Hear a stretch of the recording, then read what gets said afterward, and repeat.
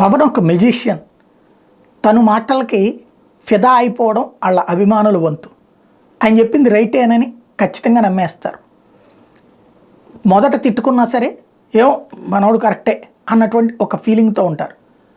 ఆయన లాజిక్కి ఆయనకే అర్థం కాని మ్యాజిక్ ఉంటుంటుంది.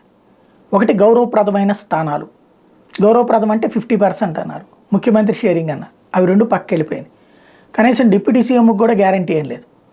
పైగా 24 స్థానాలకు తీసుకుని అందులో 3 త్యాగం చేసి ఇప్పుడు 21కి, మళ్ళీ అందులో 3-4 తెలుగుదేశం వాళ్ళు.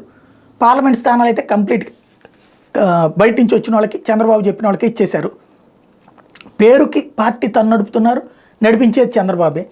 ఇలాంటి దశలో ఆయన మొన్న చెప్పిన లాజిక్ ఏంటి, 24 సీట్లు తీసుకున్నాం, ఇంకో 3 పార్లమెంట్ స్థానాలు ఆ లెక్కనేస్తే ఇంకో 20 అంటే దగ్గర 40 మనకి ఇచ్చినట్టే.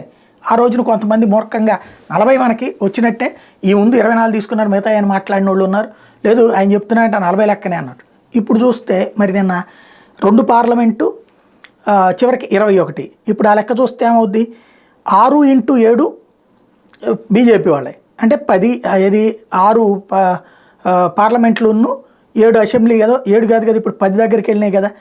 టోటల్గా చూస్తే వాళ్ళకి ఇప్పుడు వీళ్ళు చెప్పినట్టు ఈయన చెప్పినటువంటి కోణంలో చూస్తే 6 పార్లమెంటు ఇంటూ 6 ఏళ్ళకి వస్తుందిగా, ప్లస్ 10 అవుతుంది. అక్కడ 42 + 10 52 అవుతుంది. అదే సందర్భంలో జనసేనకు వచ్చేటప్పటికి 2 ఏళ్ళు 14 + 24 కదా, అంటే అప్పుడు 35 సీట్లే కదా వచ్చేది. అంటే అక్కడ మరి అప్పుడు బీజేపీ కంటే తక్కువ తీసుకున్నట్టు అవుతుంది కదా, మరి కరెక్ట్ అవుతుందా? ఇదొకటి. అది ఇంకోటి ఏదో బీజాక్షరాలు ఇవన్నీ లెక్క చెప్పుకొచ్చారు. ఇప్పుడు ఏం చెప్తారు? టోటల్గా పవన్ కళ్యాణ్ తను కన్ఫ్యూజన్లో ఉండటంగా తను క్లారిటీతోనే ఉన్నారు, మిగతా వాళ్ళని కన్ఫ్యూజ్ చేసే పనిలోనే ఉన్నారు.